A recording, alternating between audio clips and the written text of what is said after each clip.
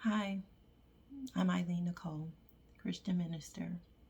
I wanted to talk to you today about some things um, that I've been researching and looking into, and that's really important to me.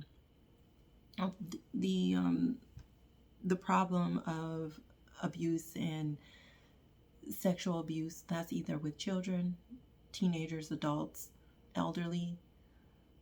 But I just wanted to talk about it because it's something that goes either unrecognized, or people just don't want to talk about it because it's that thing that it's disgusting to talk about because you don't want to be associated with it.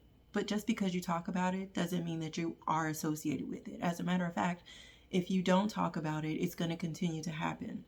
And so we need to uncover sexual abuse, and we need to uncover who it is and where it's being done. And the first place where we need to talk about where it's being done is in the church, because the church seems to think that you can pray away sexual abuse and not do anything. Well, you can pray. I do firmly believe in prayer, but there also needs to be some action done on the ground about these, about abuse. So some of the things that I wanted to talk to you about are some of this, just the staggering statistics that there are regarding sexual abuse.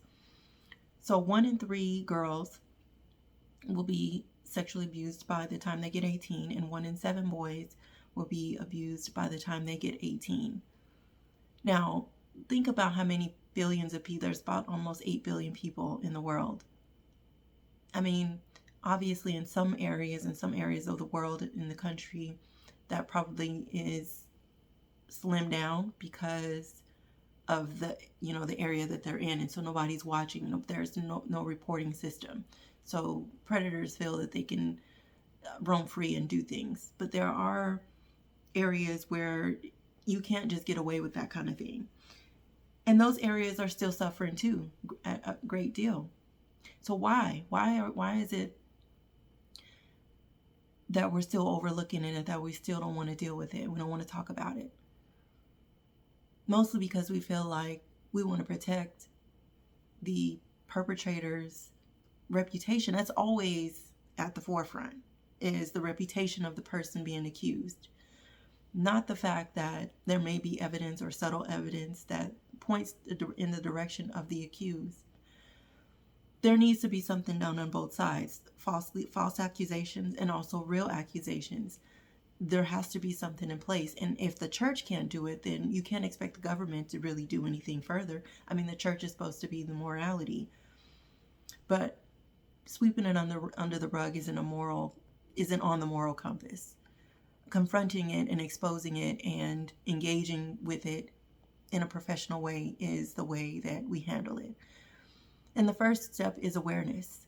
So we need to be aware of the stigma that comes with both being a victim and also and that's a victim of both. Either you're a legit victim or a victim of a false accusation. But right now we're just talking about the victims of just the assault in and of itself. That needs to be really hunkered down on. That needs to be dealt with first, more so than the false accusation, because adults are usually the ones that are being charged with this. So you would need to vindicate yourself. But the child or the teenager or the adult or the elderly person, they need to be protected first. If they're not protected, then what are we doing here in the Christian church? What are we doing if we can't protect victims? Because that's our job. That's one of our primary jobs. But it's not happening. So I'm going to be talking a lot more about this because it should be talked about more. So, and you'll be hearing more from me about this and other topics, but this is one that's going to be continuous on this channel. So thank you again for listening. But again, it starts with awareness and then putting some plans in place on what to look for and who to report it to, and then the follow-up on what to do after those things have been done. All right, well, thank you again for listening. I love you. Goodbye.